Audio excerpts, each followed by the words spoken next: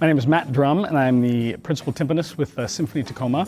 And I'm going to talk to you today about the next piece we're going to play, which is one that I wrote, inspired by the drumming of the great jazz drummer Max Roach, who is my favorite jazz drummer. He was most active in the bebop era in the 50s, 60s, and 70s. And he played for such greats as Miles Davis and Charlie Parker and Clifford Brown, as well as many of his own groups. And I was fortunate to be able to see him live one time before he passed away.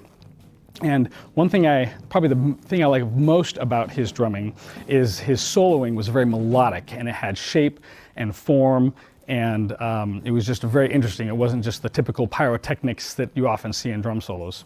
And he, in addition to his soloing with bands, he also composed several solo drum set pieces where it was just him, and he would have a theme in the that he would play on the drums, and then he would have improvised section, then he'd come back to the theme. So they had form, they had shape, and they were very interesting.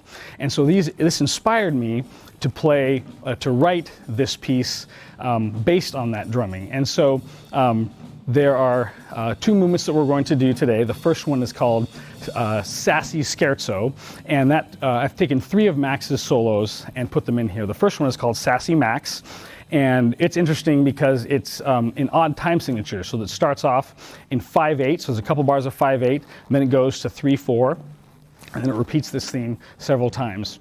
And then the second section in the middle is taken from a piece called JasMe, and that one also is in an odd time signature, but it's in 7/4, and there are several variations that we go through.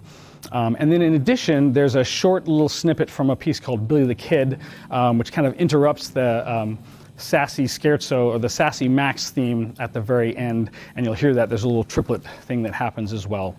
And then the other movement that we're going to play today is based on Max's solo called Blues for Big Sid, and I've entitled this movement Blues for Big Max. The way I composed this is I took the themes that Max played on drum set and split it up between the 4 of us. You'll see the elements of the drum set: snare drum, toms, bass drum, cymbals, hi-hat, but I've added some things like castanets, tambourine, tempo blocks, as well as timpani.